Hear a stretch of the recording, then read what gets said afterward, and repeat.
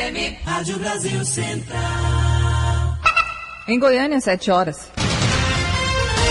Agora, pela Rádio Brasil Central e RBC FM 90,1, o Mundo em sua casa. O jornal falado de maior tradição no Centro-Oeste brasileiro. O Mundo em sua casa. A informação em cima do fato. Um mundo de notícias no começo do dia. O Mundo em sua casa tem a marca da Rádio Brasil Central e da RBC FM 90,1. Hoje é sexta-feira, dia 30 de novembro de 2012. Bom dia, você ouvinte. Bom dia, Karine Pinheiro. Bom dia, Gil Bonfim. Bom dia, você que ouve o Mundo em sua casa. O Mundo em sua casa. Confira agora os destaques do Mundo em sua casa de hoje. Policial civil morre ao ser baleado na cabeça no setor Santos Dumont. Promotor critica a proposta que retira o poder de investigação do Ministério Público. Prefeito anuncia reforma com 400 demissões. E-mails indicam que ex-assessora da presidência negociou cargos. Infraero pode demitir 3 mil trabalhadores. Felipão e Parreira estão de volta à Seleção Brasileira de Futebol. A novela chega ao fim, Vila consegue contratar um técnico. Estes e outros assuntos a partir de agora aqui no Mundo em sua casa. Agora são 7:02. O Mundo em sua casa. Tempo e temperatura. A previsão do tempo para hoje em Goiânia é de céu parcialmente nublado a nublado, com pancadas de chuva isoladas. A temperatura máxima pode chegar aos 30 graus. E a umidade relativa do ar fica entre 90% e 45%. Neste momento, os termômetros marcam 22 graus em Goiânia. O Mundo em sua casa. Manchetes dos jornais brasileiros. O Globo, cerco à corrupção, número 2, repassava e-mails sigilosos da AGU à quadrilha. Rosemary disse que submeteu a Lula a nomeação de irmãos presos pela Polícia Federal. Folha de São Paulo, ex-assessora usou Lula para conseguir cargos. Estado de São Paulo, Rose disse a irmãos Vieira que falaria com Lula sobre cargos. Correio Brasiliense, mais hospitais do Distrito Federal usam técnico no lugar de médico. Valor econômico, o Tesouro já banca 51% dos empréstimos do BNDES. Estado de Minas, brasileiro paga mais para voar. No exterior é possível se deslocar de avião na alta temporada por preços inferiores. Jornal do Comércio, Felipão reestreia com gafe na seleção brasileira. 0 hora, assassinatos de negros crescem 34% em 8 anos. Brasil Econômico, Dilma vai vetar hoje parte da lei de royalties que prejudica Rio de Janeiro e Espírito Santo. Destaque do Jornal O Popular, a arma usada em chacina é da polícia. Diário da Manhã, pesquisa IBGE, mais vida ao brasileiro. Agora são 7:03. O Mundo em sua casa. Se a sua empresa busca reconhecimento, anuncie em uma emissora de credibilidade. Rádio Brasil Central 1270, AM, ondas curtas e tropicais. A certeza de resultado. Qualidade com alcance em todo o território nacional. Ligue 3201-7686. Rádio Brasil Central, comunicando com o mundo. Chega o fim do ano e a vida fica mais iluminada. Mas o que poucos percebem é que a luz mais importante acende é dentro da gente. E como mágica, ela toma as ruas, ganhando e dando vida. Uma luz que nos aproxima, uma luz que transforma, que nos enche de esperança e que nunca se apaga enquanto existirem razões para acreditar. Uma luz que vem do coração, brilha nos olhos e irradia pelo sorriso. Uma luz que nos faz ser únicos e ao mesmo tempo tão iguais. Faça essa alegria brilhar o ano inteiro. Show de Natal OVG. Venha se emocionar com a decoração especial. Aldeia do Papai Noel. Presépio e cantatas de Natal. Inauguração dia 30 de novembro, às 19 horas na Praça Cívica. Show de Natal. OVG e Governo de Goiás. Venha e traga a sua família. O Mundo em sua casa. A política em Goiás. O governador Marconi Perillo participa hoje da abertura do primeiro Congresso de Jovens Empreendedores, promovido pela Associação de Jovens Empreendedores e também por empresários de Goiás, em conjunto com o Fórum de Jovens Lideranças Empresariais de Goiás. O evento vai ser às 8 horas no Oliveiras Place, aqui em Goiânia. Em parceria com a SIC, o Congresso vai ser o primeiro no estado a reunir todas as entidades ligadas ao empreendedorismo em Goiás. Às 8 da noite, o governador Marconi Perillo participa da abertura do projeto Show de Natal da OVG na Praça Cívica, em Goiânia. O secretário de Segurança Pública volta à Assembleia Legislativa para acompanhar a tramitação de matérias da pasta. Continua em tramitação na Casa várias matérias de autoria do Executivo, agora em ritmo normal. Com isso, a pauta tende a se esgotar nos próximos dias. Dentre essas matérias estão as que se referem à Secretaria da Segurança Pública. Na manhã de ontem, o secretário Joaquim Mesquita voltou à Assembleia Legislativa e buscou informações sobre elas. Ele esteve acompanhado do líder do governo, o deputado Hélio de Souza do DEM. Nós recebemos pela manhã a visita do secretário Joaquim Mesquita na Procuradoria da Casa. Ele veio para tomar conhecimento das emendas e receber orientações da questão técnica dessas emendas, e ele achou por bem e pediu para que eu sobrestasse essas matérias até que ele conversasse com todos os deputados que fizeram emendas. Vários parlamentares apresentaram emendas às matérias, dentre eles o presidente da Comissão de Segurança Pública, deputado Major Araújo, do PRB. Mas Joaquim Mesquita diz que pretende conversar com os autores dessas emendas. Olha, nós vamos conversar mais detidamente com o deputado Major Araújo, temos um grande apreço e um reconhecimento pela importância e pelo papel que ele desempenha no parlamento. E temos expectativa de que conseguiremos, nesse processo de diálogo e de conversa, motivá-lo e sensibilizá-lo da importância desses projetos para o avanço, não só para a Polícia Militar, mas para a segurança pública. O líder do governo, o deputado Hélio de Souza, diz que novas mensagens poderão ser enviadas à casa, mas prevê que todas elas serão apreciadas até o dia 15 de dezembro, para quando está previsto o início do recesso de final de ano. Eu diria que foi uma semana proveitosa, porque estamos aí já com a pauta mais de 50% já concluída em segunda votação. As questões de votações na comissão mista, hoje foi devolvido 10 projetos que foram deliberados ontem, então no meu entendimento está dentro do cronograma, que vai permitir de que, correndo nessa sequência, nós vamos ter o recesso na data prevista. A semana que vem, então, pode até esgotar a pauta de votação do governo? A semana que vem, com certeza, grande parte dos projetos que estão em tramitação terão condições de ser votados em primeira e segunda votação, ou seja, já ser transitado aqui e encaminhado ao Gabinete Civil. Podem chegar mais matérias, senhor como líder do governo? Tem alguma informação nesse sentido, alguma sinalização? É provável que chegue. Nós, inclusive, já alertamos o Gabinete Civil que essas matérias têm que chegar no máximo até a semana que vem, porque há uma expectativa dos deputados que, após o dia 15, que seria o último dia, de acordo com o regimento, e não há pensamento que há necessidade de ser protelado dessa data. Para que isso aconteça, o orçamento não pudesse ser votado, mas entendo que teremos condições de votarmos todas as matérias dos deputados, matérias do governo que estão em tramitação e o orçamento. Libório Santos, Sistema Brasil Central de Rádio. 7-8. Depois de 4 meses, o Supremo Tribunal Federal encerrou esta semana o julgamento do mensalão com a condenação de 25 envolvidos no esquema. A pergunta está no ar. Será o fim da era da impunidade dos poderosos? Até agora, 13 réus cumprirão pena em regime fechado, como é o caso do ex-presidente da Câmara dos Deputados, João Paulo Cunha, do PT de São Paulo. Pena de 9 anos e 4 meses de prisão. O ex-ministro da Casa Civil, José Dirceu, apontado como mandante do esquema, também foi condenado a regime fechado.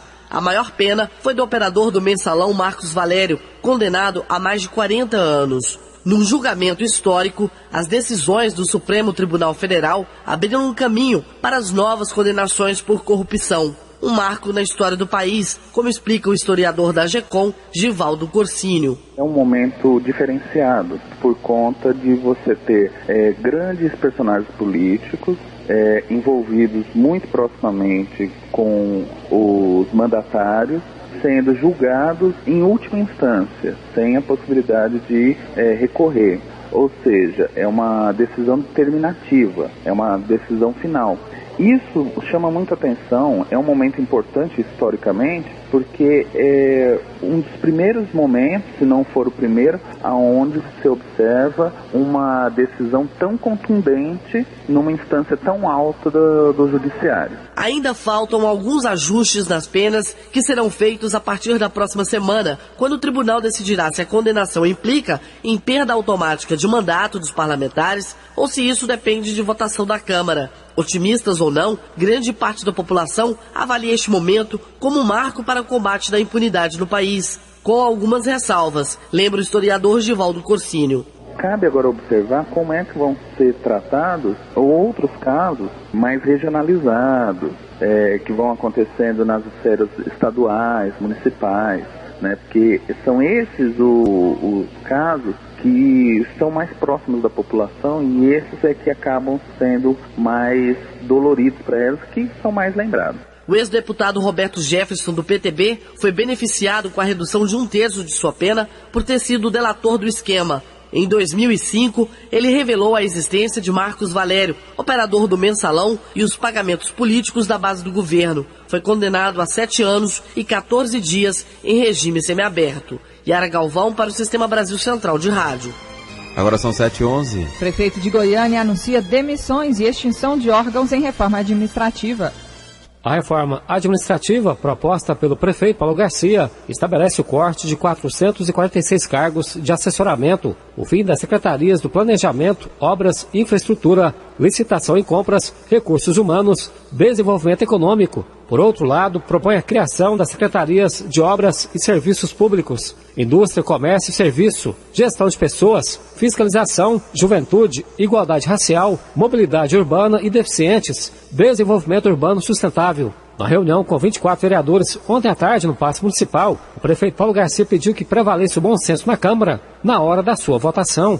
Naturalmente, pedi a eles duas coisas: que se concordassem, aprovassem, porque nós temos convicção que esses projetos favorecerão a busca de recursos da União, a promoção do desenvolvimento sustentável e a promoção de melhor qualidade de vida para a nossa comunidade. Paulo Garcia propõe a revisão de 3 pontos do Plano Diretor de Goiânia para a criação de polos empresariais às margens de GOs e BRs, a possibilidade de edificações mais altas no anel viário e na perimetral norte e o aumento no tamanho de 62 mil metros de terreno para a construção de empreendimentos e de prédios públicos. Um destes pontos não agradou o vereador do PT, Djalma Araújo. As mudanças que a Secretaria de Planejamento, que não tem credibilidade para fazer, fez de forma equivocada.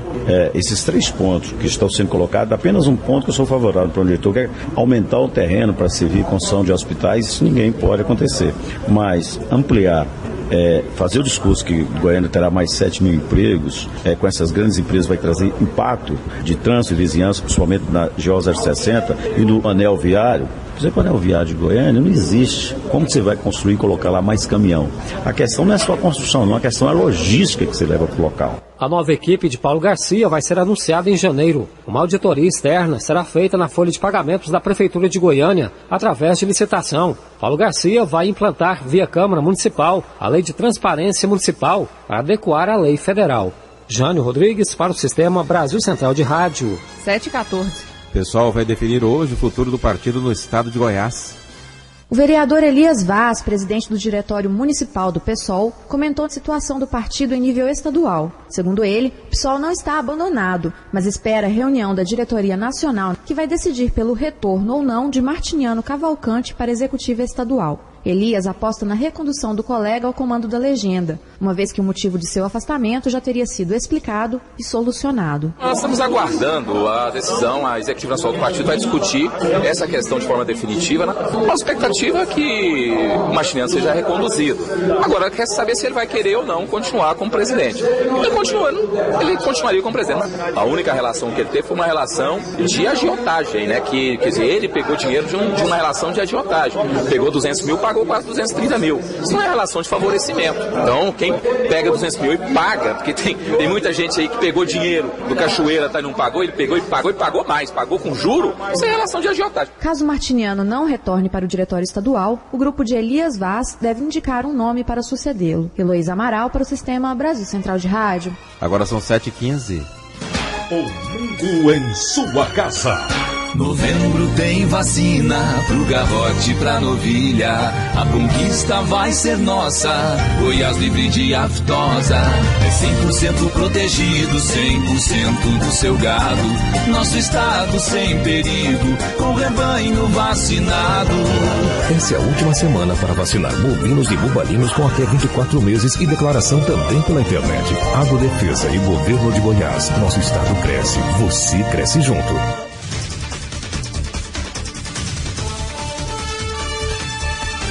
A presidente Dilma Rousseff tem até o final da tarde de hoje para vetar ou aprovar o projeto que redefine a divisão dos royalties do petróleo.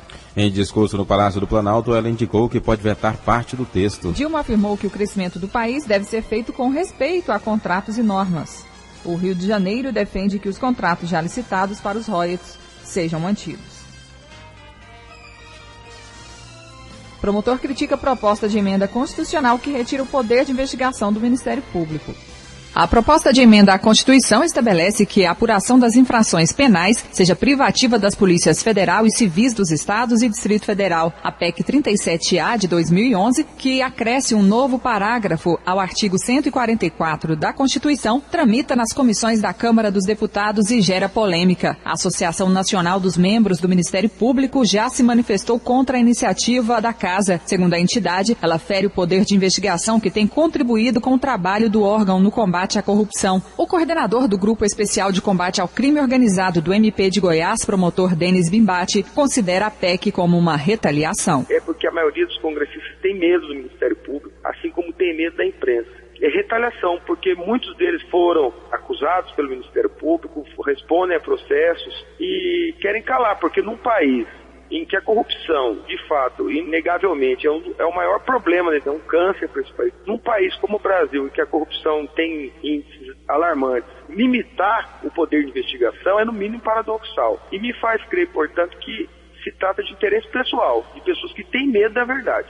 Porque as investigações, repito, do Ministério Público são sempre transparentes e são levadas à imprensa o resultado. Seja A, seja contra B, seja contra C, pouco nos interessa. Nós repassamos à imprensa que, por seu turno, faz seu papel, divulga para o cidadão o que está acontecendo nesse país. Agora, a gente sabe que outras instituições não têm essa mesma independência. São vinculadas ao Poder Executivo e daí por diante. Então, na minha visão, querem justamente calar o Ministério porque tem medo da verdade. O promotor lembrou que a PEC também limita o poder de investigação de outros órgãos, como a Receita Federal. Karine Pinheiro para o Sistema Brasil, Central de Rádio. Agora são 7h18. O presidente da Câmara afirmou ontem que caberá ao Congresso a decisão sobre a perda do mandato dos deputados condenados no processo do Mensalão. A declaração foi na cerimônia de posse do novo ministro do Supremo Tribunal Federal. O catarinense Teori Zavascki é o terceiro ministro indicado pela presidente Dilma. É especialista em direito tributário e administrativo. Em entrevista, ele já declarou que não vai participar da reta final do julgamento do Mensalão. O cálculo das penas terminou nesta quarta. São 25 condenados. Os ministros ainda têm que definir alguns temas pendentes. Por exemplo, se a prisão dos condenados vai ser imediata, como pediu a Procuradoria-Geral da República, ou depois da publicação do acórdão, o documento com o resultado do julgamento. Alguns ministros também querem fazer um ajuste das penas e das multas. E ainda falta decidir se 4 condenados vão perder os mandatos. São os deputados Valdemar Costa Neto, do PR, João Paulo Cunha, do PT, e Pedro Henri, do PP. E o prefeito de Jandaia do Sul, no Paraná, José Borba, na época do escândalo, deputado pelo PMDB. O advogado-geral da União disse ontem que caberá ao ex-braço direito dele, José Weber Holanda, se defender das suspeitas de participar de um esquema de corrupção. Weber foi indiciado pela Polícia Federal na Operação Porto Seguro. O diretor afastado da Agência Nacional de Aviação Civil, Rubens Vieira, foi transferido para uma cela especial do Batalhão da Polícia Militar que fica dentro do complexo penitenciário da Papuda, em Brasília. Na Advocacia Geral da União, em um protesto, os servidores cobraram investigações e pediram o afastamento do advogado-geral Luiz Inácio Adams. Em entrevista nesta quinta-feira, Adams falou sobre o ex-advogado adjunto da AGU, José Weber Holanda, envolvido no esquema investigado pela Polícia Federal. Ele admitiu que Weber respondia a um processo no Superior Tribunal de Justiça quando foi convidado para trabalhar na AGU como assessor. O processo acabou arquivado. Com a investigação da Polícia Federal, Adams disse que 2 pareceres de Weber foram suspensos e que a AGU vai fazer um pente fino em todos os processos que passaram por ele. Disse também que está magoado com o envolvimento de Weber, mas evitou criticar o ex-assessor. A Câmara dos Deputados já recebeu o inquérito da Polícia Federal. No relatório estão escutas telefônicas envolvendo o deputado Valdemar Costa Neto, do PR, condenado pelo Supremo Tribunal no processo do Mensalão. Na Operação Porto Seguro, segundo a Polícia Federal, há várias ligações entre Valdemar e Paulo Vieira, apontado como o chefe da quadrilha. E a Polícia Federal interceptou durante investigações que resultaram na Operação Porto Seguro e-mails enviados entre 2009 e 2010 pelo então chefe do escritório da presidência em São Paulo, Rosemary Noronha, aos irmãos Paulo e Rubens Vieira. Ambos foram presos durante a deflagração da operação, acusados de integrar um esquema de corrupção e tráfico de influência em órgãos públicos. Os documentos mostram que no período Rosemary Noronha disse aos irmãos que usaria a proximidade funcional com o presidente da República à época, Luiz Inácio Lula da Silva, para influenciar na nomeação de ambos para diretorias de 2 agências. Os e-mails estão em 11 volumes de documentos que reúnem todos os detalhes da investigação da Polícia Federal. As mensagens são resultado da interceptação com autorização da Justiça dos e-mails trocados por Rosemary. Ela não teve o sigilo telefônico quebrado. Os documentos não revelam nenhum contato por e-mail nem por telefone entre Rosemary e o ex-presidente Lula. A assessoria do ex-presidente Lula e o advogado de Paulo Vieira não quiseram comentar o assunto. Agora são 7h21. A Polícia Federal suspeita que Rosemary Noronha, ex-chefe de gabinete da Presidência da República em São Paulo,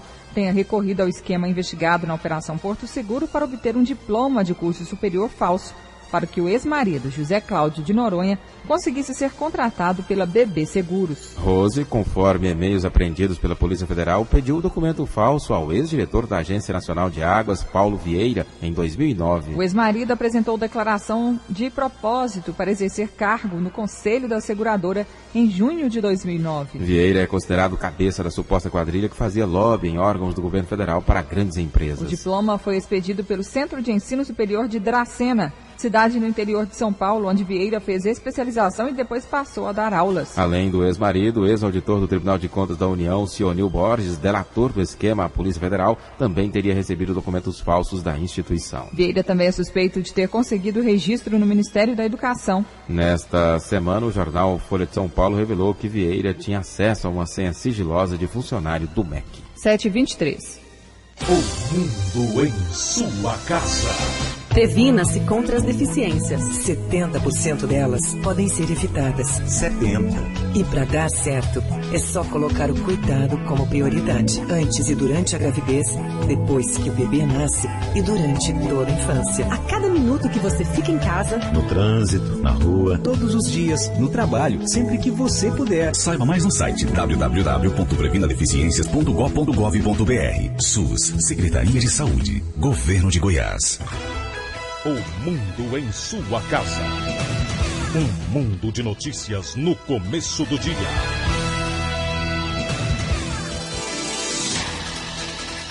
Um dos policiais militares suspeitos de ter matado um vendedor em janeiro de 2006 em Goiânia foi condenado a 18 anos de prisão, além de ter de pagar indenização de R$20 mil à família da vítima. Ele foi condenado por homicídio duplamente qualificado. Além dele, outros 2 PMs também são suspeitos de participar do crime e foram enquadrados por lesões corporais seguidas de morte, mas tiveram os processos suspensos condicionalmente. Carlos Cachoeira deve receber alta daqui a pouco. Internado desde o último domingo no Instituto de Neurologia de Goiânia, Carlos Augusto Ramos apresentou melhora satisfatória e, segundo a equipe médica que o acompanha, ele já pode ir para casa. De acordo com o médico hematologista César Leite Santana, apesar de ter estabilizado o quadro inicial de estresse, Cachoeira deve manter a medicação. A recomendação da parte nossa e do pessoal da psiquiatria, primeiro, ele vai ter que usar essa medicação por no mínimo aí uns 3 meses e um período agora, pelo menos de 1 mês de repouso. Longe de multidões, de conflito, porque esse distúrbio de transtorno de conduta que ele teve, essa síndrome mista de estresse, não é uma coisa que nós curamos hoje. Isso vai ser o tempo que vai melhorar, tá certo? Ou seja, ele vai ter que resolver esses problemas, ter uma vida mais tranquila, até pela própria saúde dele, porque esse foi o mal maior dele. A desidratação e a enterocolite que ele teve foi uma coisa que nós resolvemos em 24 horas. Mas esse problema é um problema de longo prazo. A saída do hospital está prevista para as 9 da manhã, mas a família ainda não confirmou se Carlinhos Cachoeira vai ou não falar com a imprensa. Márcia Alves para o Sistema Brasil Central de Rádio. 7h25. Um policial civil morreu depois de ser baleado na cabeça na tarde de ontem no setor Santos Dumont, na região noroeste de Goiânia. Segundo a Polícia Militar, a vítima, identificada como Antônio Almeida, foi atingida pelo disparo por volta das 4 da tarde. Antônio Almeida estava em frente a uma loja de material de construção na rua Conde Matarazzo quando um homem sacou a arma e atirou contra ele. A polícia ainda não tem informações sobre a autoria e motivação do crime. E a polícia prende 2 homens acusados de roubo e desmanche de veículos. Velho conhecido dos agentes da Delegacia Estadual de Furtos e Roubos de Veículos Automotores, o Alisson Rodrigues Oliveira, de 33 anos, foi preso depois que policiais encontraram na casa dele, na rua HM8, no residencial Hugo de Moraes, em Goiânia, uma caminhonete importada Nissan que foi roubada na noite de segunda-feira. Dentro da residência, os agentes prenderam Walker Júnior Alves Ferreira, de 23 anos, que, segundo o delegado Cleiton Manuel Dias, contou ter sido contratado para desmanchar o veículo. O Walker estaria portando aquela caminhonete a mando e a pedido de Wallace, né? O Wallace estaria pagando a ele a quantia de R$500 pelo serviço. O Alisson já possui algumas passagens policiais, né? Já foi preso, inclusive aqui nessa delegacia de polícia. Já tem, inclusive, condenação no Poder Judiciário, né, do Estado de Goiás por esse mesmo crime, né, de receptação e de desmanche do veículo, que é a adulteração do sinal identificador de veículo automotor. Então, ele já possui passagem de condenação. O Walker, ele ainda não possui passagem criminal. É a primeira vez que ele foi preso. Como foram autuados por receptação e adulteração de sinal identificador de veículo, o Alisson e o Walker permanecerão presos e ainda hoje serão encaminhados para a casa de prisão provisória em Aparecida de Goiânia. Aulus Rincon para o Sistema Brasil Central de Rádio. 2 homens foram presos ontem em Bonópolis, a 482 quilômetros de Goiânia, acusados de assaltar a agência do Correio de Araguaçu e 2 veículos no início da semana. Segundo a Polícia Civil de São Miguel do Araguaia, os suspeitos teriam levado cerca de R$30 mil da agência e fugido para Bonópolis. Sindimoto quer retirada de clandestinos das ruas de Goiânia. Goiânia tem 1.250 mototaxistas e 76 centrais deles regularizadas, que pagam os impostos e têm cursos como sobre seguros de vida. Mas os clandestinos invadiram as ruas da capital, numa concorrência desleal. De moto, capacete e colete amarelos e sem a placa vermelha na moto, são 900 mototaxistas e 90 centrais clandestinas. O presidente do Sindimoto, Wilton Lopes, chama a atenção do passageiro antes de contratar o serviço, a fim de saber se o mesmo é regularizado ou não. Para a gente explicar para a população, um mototáxi regularizado, ele tem uma carteirinha, essa carteirinha tem a foto dele, a MT que emite essa carteirinha, e a moto amarela, placa vermelha, o número da permissão. O mais importante, o número da permissão quando a pessoa for fazer um serviço para vocês. O Sindimoto, a Agência Municipal de Trânsito, o Giro e a Polícia Militar vão montar barreiras em Goiânia para tirar os mototaxistas clandestinos de circulação. O comandante de trânsito, Tenente Coronel Castro, disse porque a prática é um crime. Todos os sentidos, não só de trânsito, a área administrativa da MT, mas também principalmente a área criminal. Nós vamos observar a questão de presença de drogas, se são foragidos da justiça, vamos olhar os antecedentes. E incorrendo qualquer um desses, será tomada a providência legal devida. O telefone do Sindimoto para denúncia ou reclamação é o 3223 7479. Jânio Rodrigues para o Sistema Brasil Central de Rádio. Agora são 7h29. Pacientes portadores de HIV ganham nova unidade do Serviço de Assistência Especializada. A Secretaria Municipal de Saúde de Goiânia inaugurou o 3º Serviço de Assistência Especializada, o SAI, ao portador de HIV da Rede Municipal de Saúde. A unidade vai funcionar no Centro de Referência em Diagnóstico e Terapêutica, no setor norte ferroviário. De acordo com Flúvia Amorim, diretora de Vigilância em Saúde, serão 5 médicos infectologistas e equipe técnica para tratamento especializado. Nosso objetivo principal é melhorar o atendimento aos pacientes portadores de HIV e AIDS. Considerando a demanda que nós temos hoje, em relação a esses pacientes, e tentando melhorar a qualidade de vida deles, nós abrimos mais esse serviço.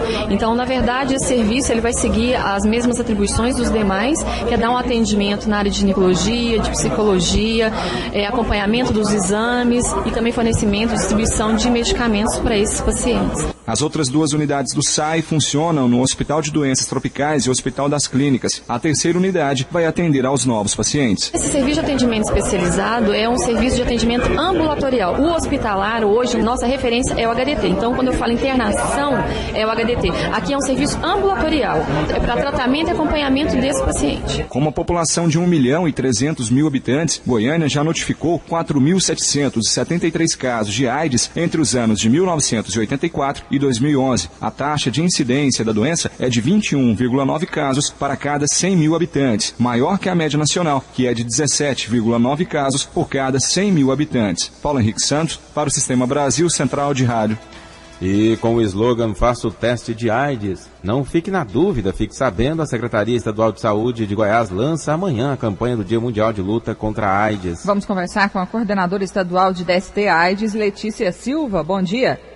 Bom dia.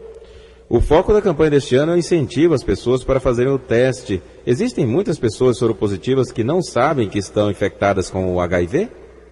Sim, o Ministério da Saúde estima, né, que muitas pessoas hoje não sabem do seu diagnóstico, né, vivem com HIV e não sabem do seu diagnóstico. Por isso, a campanha tem esse foco, né, do apelo à testagem precoce. E o público-alvo da campanha passada eram jovens, né? Qual vai ser o público este ano e por quê? O público este ano é a população em geral, né? A gente sabe que as pessoas, em geral, elas não se veem vulneráveis à aquisição das DSTs, em especial o HIV. E tem justamente essa questão também do preconceito em relação ao próprio agravo. Então, o público, esse ano, ele não é específico, né? É um convite à população em geral a fazer o diagnóstico.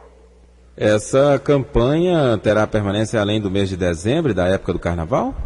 Sim, o teste para AIDS, para sorologia de HIV, ela é disponível em toda a rede de saúde, especificamente nos centros de testagem e aconselhamento, durante todo o ano, de forma gratuita e sigilosa. O teste, ele é bem rápido, né? Quanto tempo dura esse novo teste? Nós temos 2 metodologias de testagem. Entre elas, uma é a testagem rápida. A testagem rápida ela vai demorar, em média, 30 minutos para a pessoa ter o diagnóstico. Agora, qual que é o perfil epidemiológico dos casos de DST AIDS hoje aqui em Goiás? Então, hoje a gente, o estado, em geral, ele está com uma incidência de 12,3 casos por 100 habitantes. A gente vê ao longo aí da nossa série histórica uma mudança no perfil desse agravo. Lá em 1988 nós tínhamos 13 casos em homens para cada mulher. Hoje, em 2012, nós já temos 2 casos em homem para cada mulher. Então a gente vê que as mulheres têm adquirido mais a doença, né? A exposição principal é a exposição sexual. Em 70% dos casos, essa exposição relatada. E a categoria de exposição principal, a heterossexual, que vem de encontro a esse perfil de feminização que eu estou relatando. A faixa predominante, né, desses pacientes, dessas pessoas com AIDS, é dos 30 aos 39 anos de idade. Né, a gente também vê um aumento significativo no número de idosos com AIDS. Então, lá em 97, nós tínhamos um caso em pessoas acima de 60 anos para cada 100 mil habitantes. Hoje nós temos em torno de 6 casos para cada 100 mil habitantes, o que é aí um acréscimo grande em relação a esse segmento populacional. Letícia, que ações a Secretaria de Saúde preparou para conscientizar as pessoas no Dia Mundial de Luta contra a AIDS amanhã? Então, nós estamos fazendo essa mobilização em relação ao Dia Mundial. Acho que é um dia que a gente tem que, né, trazer nossos parceiros, as pessoas que trabalham com as pessoas vivendo com HIV, né, falar o que está sendo feito no Estado em relação a isso, trazer a campanha, né, nacional à tona E o Estado vai promover, então, às 8h30 lá no Augusto Hotel, esse momento em que a gente vai discutir, principalmente, qual que é a vantagem de se realizar o diagnóstico precoce, né? Quais são os mecanismos do Estado, né, disponíveis para que eles oportunizem esse diagnóstico. A gente vai apresentar um novo perfil epidemiológico do ano de 2011 e 2012. O Estado também está apoiando todas as campanhas pontuais dos municípios em relação a esse dia também. Letícia Silva, coordenadora estadual de DST-AIDS, obrigada pela sua participação aqui no Mundo em Sua Casa. Bom dia. Bom dia, muito obrigada a todos.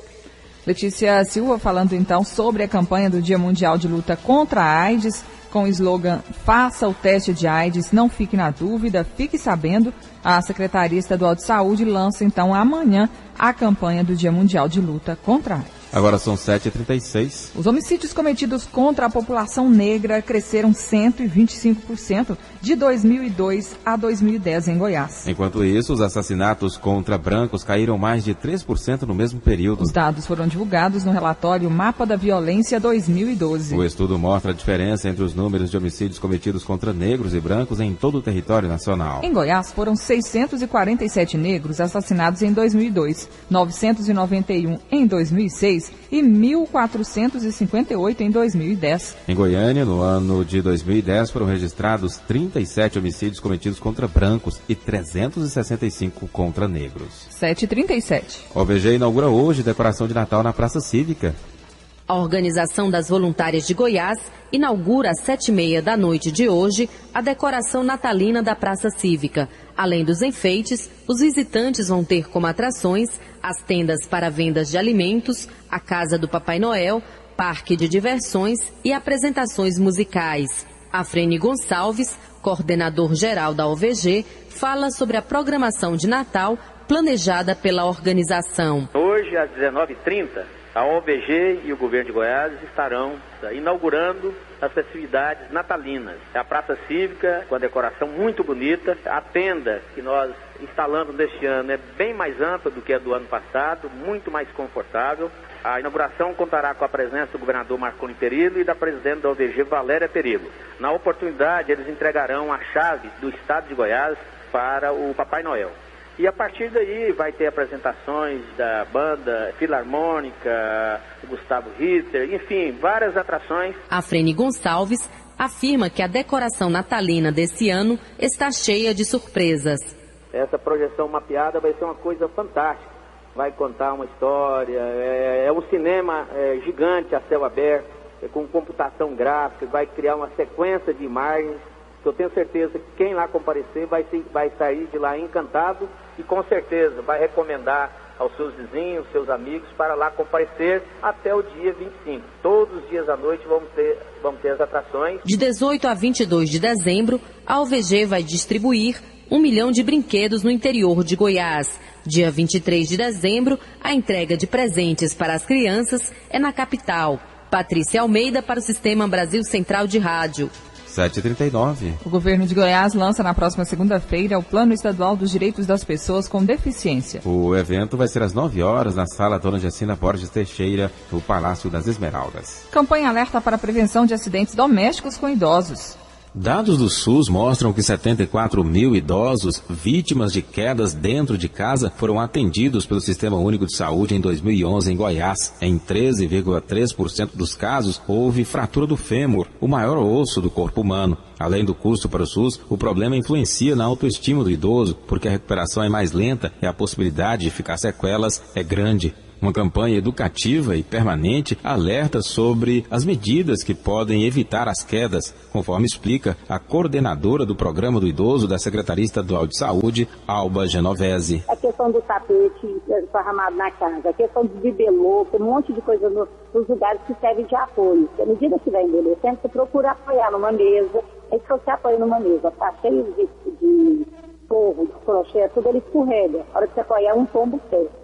A cadeira correta, se a cadeira for muito leve, se você precisa, quando a gente levanta, da mesa a tendência é apoiar ou na mesa ou na cadeira do lado. Se ela é muito leve, ela cai. os sapatos adequados, pôr corrimão, adequar a casa para a idade que a pessoa está. Tem que pôr barras no banheiro, tem que colocar tapete antiderrapante, nada de encerar. Hoje já não usa tanto encerar, mas tem muito piso que escorrega muito. Ter o cuidado de ver colocar o piso certo na residência, manter uma dieta saudável, fazer uma atividade física para fortalecimento da musculatura. A coordenadora do Programa do Idoso da Secretaria Estadual de Saúde, Alba Genovese, informou ainda que as fraturas provocadas pelas quedas podem provocar doenças como depressão. Gil Bonfim para o Sistema Brasil Central de Rádio. 7h41. A seguir as notícias do esporte com José Calazans. O mundo em sua casa.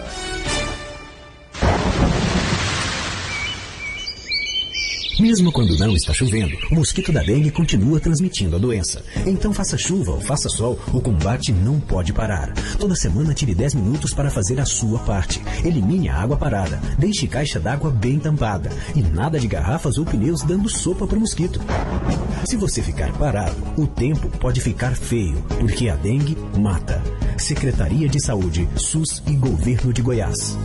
Projeto Natal na Vila apresenta, dia 7 de dezembro, às 21 horas, você tem um encontro marcado com os amigos no Sol Music Hall. Show Amizade Sincera com Renato Teixeira e Sérgio Reis. Vamos celebrar o amor e a boa vontade aos internos da Vila São Cotolengo. Mais informações pelo fone 3922-4302 ou no site www.natalnavila.com. Apoio Rádio Brasil Central AM 1270 e RBC FM 90,1.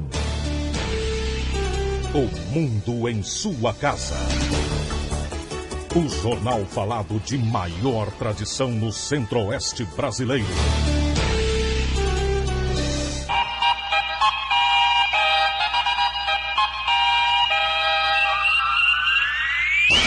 O mundo em sua casa. Esporte. Bom dia. A torcida do São Paulo comemorou o empate entre Milionários da Colômbia e Tigre da Argentina por 1-1 nesta quinta-feira no jogo de volta da semifinal da Copa Sul-Americana na Colômbia. Isso porque, além de evitar a altitude de Bogotá, o time tricolor irá decidir em casa o título continental. Na quarta-feira que vem, na última quarta-feira, o São Paulo segurou um empate sem gols com a Universidade Católica do Chile e garantiu a vaga na final. O primeiro jogo da finalíssima entre Tigre e São Paulo acontece na próxima quarta-feira, dia 5, na Argentina. Na quarta seguinte, dia 12, é a vez do São Paulo receber o time argentino no Morumbi. A data marca também a despedida do meio-atacante Lucas, que em janeiro se apresenta ao Paris Saint-Germain, da França. 7h43, ex-técnico do Itumbiara vai comandar o Vila Nova. A diretoria do Vila Nova acerta os últimos detalhes para apresentar Heriberto da Cunha, treinador que no futebol goiano dirigiu o Itumbiara e a Anapolina. Por último, Heriberto da Cunha trabalhou no Asa de Arapiraca, diretoria do Vila, que passa a ter um novo rumo depois da definição do treinador. Na próxima semana, os primeiros reforços deverão chegar, já que no próximo dia 10, o Vila inicia sua preparação visando o Campeonato Goiano. Humberto Castro, para o Sistema Brasil Central de Rádio. 7h44. Foram conhecidos ontem os finalistas dos prêmios da FIFA de melhor jogador do mundo e autor do gol mais bonito do ano. Cristiano Ronaldo, Iniesta e Lionel Messi disputam o título de melhor do mundo. Para o gol mais bonito do ano foram indicados Neymar, que já ganhou no ano passado, Falcão Garcia, do Atlético de Madrid, e Miroslav Stoch, do Fenerbahçe. Os ganhadores serão conhecidos no dia 7 de janeiro, na Suíça. Goiás acerta a permanência de 3 jogadores. Os jogadores do Goiás continuam de férias, mas a diretoria segue trabalhando intensamente para buscar as primeiras contratações de jogadores para 2013. O Goiás, que tem como primeira competição no ano que vem o Campeonato Estadual. No dia 20 de janeiro, a estreia na Serrinha diante do Itumbiara. O goleiro Arley já acertou a renovação do contrato por mais 2 anos e deve assinar nos próximos dias, retornando no início da próxima semana a Goiânia. Além de Arley, o atacante Iarley vem a Goiânia na próxima segunda-feira para assinar com o Goiás por mais uma temporada. A informação que tivemos tivemos ontem é que Yarley vai renovar o contrato a mando do presidente do Conselho Deliberativo, Ailê Pinheiro. Outra boa notícia para o torcedor do Goiás, que pode ser confirmada até o final da semana, é a renovação do atacante Walter, o jogador que está em Goiânia juntamente com seu empresário e acertou todas as bases financeiras com o Goiás. Vinícius Silva para o Sistema Brasil Central de Rádio. Rebaixado para a Série B do Campeonato Brasileiro, Palmeiras abriu mão de 5 jogadores que não terão os contratos renovados, além de mais 11 que foram colocados na lista de transferências. Foram dispensados o lateral esquerdo Leandro, o volante João Vitor, o meia Daniel Carvalho, os atacantes Betinho e Obina. 7h46. A arbitragem preocupa o Atlético na despedida da Série A no próximo domingo. O árbitro Leandro Pedro Voaden vai apitar o jogo de domingo entre Atlético e Bahia no estádio Serra Dourada, 5 da tarde no domingo. Árbitro que é velho, conhecido da diretoria do Atlético. Aliás, o presidente Valdivino José de Oliveira, em uma final de campeonato goiano, criticou bastante a postura do árbitro. Chegou a xingá-lo, hostilizá-lo e, no entanto, terá que engolir a participação desse árbitro no jogo de domingo, que vale muito mais para o Bahia. Afinal de contas, uma vitória do Bahia ou até mesmo um empate livra a equipe baiana do rebaixamento. A expectativa não é boa em relação a público. Afinal de contas, o Atlético já está rebaixado para a Série B do Campeonato Brasileiro. Eric Maravilha, para o Sistema Brasil Central de Rádio. 7h47. O único brasileiro tricampeão olímpico, José Roberto Guimarães, vai continuar à frente da seleção feminina de vôlei até 2016. A renovação do contrato com a Confederação Brasileira de Vôlei foi anunciada nesta quinta, no Rio de Janeiro. O objetivo sempre foi a continuidade do trabalho do Zé Roberto, que levou o Brasil ao lugar mais alto do pódio nas 2 Olimpíadas, 2008 e 2012, além do ouro de 1992, com a equipe masculina, justificou Ari Graça, presidente licenciado da CBV. À frente da equipe feminina desde 2003, Zé Roberto destacou via assessoria de imprensa da Confederação que já havia acertado a renovação com o presidente licenciado da entidade, Ari Graça, logo após os Jogos de Londres, no mês de agosto. Às 7h48 do esporte é o que há. Obrigado, José Calazans. O mundo em sua casa. A Agrodefesa, Agência Goiana de Defesa Agropecuária, comunica. Desde o dia 19 de novembro, realiza o seu atendimento em nova sede, localizada na Avenida Circular, número 466, setor Pedro Ludovico. Nesse novo prédio, estão abrigadas as atividades de administração, sanidade animal e vegetal, inspeção e fiscalização. Agrodefesa e Governo de Goiás. Nosso estado cresce, você cresce junto. O mundo em sua casa. A informação em cima do fato. O primeiro Congresso Goiano de Jovens e Empreendedores deve reunir hoje mais de 1.000 pessoas, entre empresários, lideranças políticas e empresariais do país em Goiânia, no Oliveiras Place, das 8 da manhã às 6 da tarde. Vamos conversar agora com o diretor da Associação de Jovens Empreendedores e Empresários de Goiás, Rafael Lousa. Bom dia. Bom dia, Karine. Bom dia, Gil. Bom dia a todos os ouvintes. O que vai ser discutido durante esse primeiro congresso?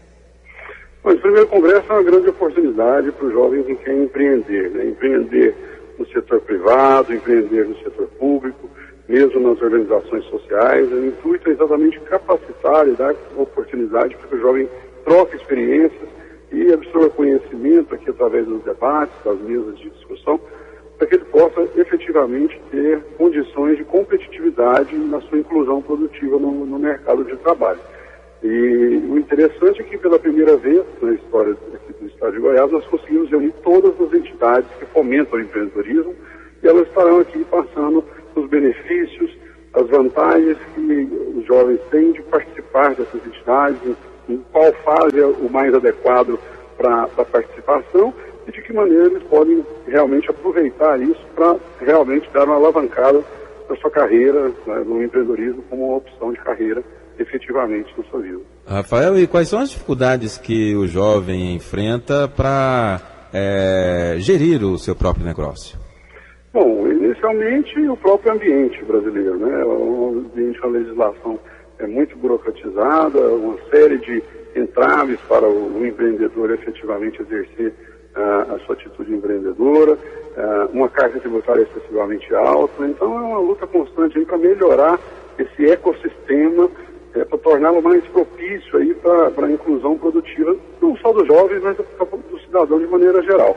E, logicamente, vamos dizer assim, uma questão mais micro, acesso a crédito, a capacitação em gestão, uma série de possibilidades de avançar, vamos dizer assim, que ele muitas vezes é limitado e que a gente busca para esse congresso é discutir esses temas e trazer, na verdade, conclusões e resultados de práticas, de exemplos que já foram efetivamente testados e que são um sucesso, né? Nós vamos ter aqui vários casos de jovens empresários de sucesso aqui do estado de Goiás, de empresas goianas, que fizeram esse percurso e tiveram êxito. Como essa organização de jovens empreendedores em uma entidade como a AGE melhora a qualidade do serviço e influencia na economia do estado?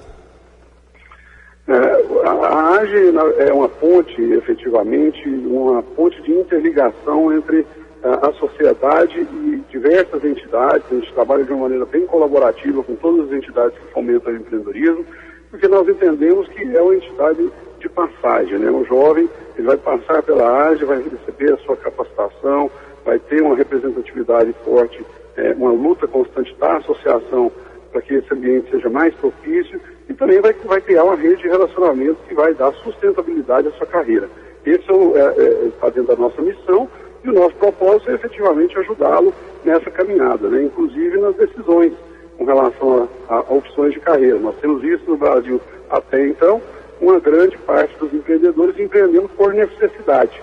Em virtude hoje da situação econômica do país, das grandes possibilidades e oportunidades que o mundo globalizado permite, nós queremos migrar esse empreendedorismo por necessidade para um empreendedorismo de oportunidade, onde o jovem possa farejar efetivamente oportunidades e tenha condições e capacitação para aproveitá-las de uma maneira sustentável na sua carreira. Esse é o nosso intuito maior e é o que a gente pretende fazer mais uma vez aqui com esse evento, além do fato de congregar todos os jovens do interior do estado também, que tem grandes carências e grandes necessidades, e muitas vezes um menor acesso às oportunidades. Nós estamos fazendo uma expansão institucional da entidade e estaremos reunindo aqui hoje jovens de outras cidades aí do interior do estado, nesse congresso goiano de jovens empreendedores. Rafael Lousa, diretor da Associação de Jovens Empreendedores e Empresários de Goiás, obrigada pela participação aqui no Mundo em Sua Casa. Bom dia. Eu que agradeço a oportunidade e o espaço e lembro que as atividades aqui são gratuitas, estaremos com o acesso aberto durante todo o dia. Quem quiser vir, nós iremos iniciar agora às 8 com o painel de empresas goianas, são 3 empresários contando um pouco da sua experiência, mas teremos uma programação durante todo o dia. Quem quiser conferir essa programação, é só acessar o nosso site www.ajegoias.com.br e vir até aqui. Estacionamento é gratuito e a entrada também. E o Congresso vai discutir o cenário para o empreendedorismo em Goiás. O objetivo do evento é proporcionar ao jovem empreendedor um ambiente favorável para a aquisição de práticas inovadoras que poderão agregar positivamente no desenvolvimento de seus negócios, além de promover, pela primeira vez em Goiás, um encontro produtivo entre jovens empreendedores, lideranças políticas e empresários de Goiás e do Brasil. O evento tem parceria com a Secretaria da Indústria e Comércio e do Governo do Estado. Cibele Bretas, coordenadora do Congresso, fala a respeito. Nós procuramos mesclar bem a programação, tanto com informações mais técnicas de entidades que vão trazer para o jovem quais são os benefícios do jovem de participarem de alguns segmentos, né? E também vamos trazer cases, vamos trazer empresários que já são sucesso, tanto empresários goianos, né? E outros empreendedores que não são donos do próprio negócio, mas trabalham com esse espírito empreendedor em outras organizações, como é o caso do Marcelo Camorim, especialista em recuperação de grandes contas, que vai trazer um um pouco da sua experiência ao longo da sua história. E vamos trazer também cases de empreendedorismo na gestão pública com o Alexandre Baldi, secretário de Indústria e Comércio, e também o senador Ciro Miranda falando um pouco de como ser um empreendedor na gestão pública. Dante Keller para o Sistema Brasil Central de Rádio.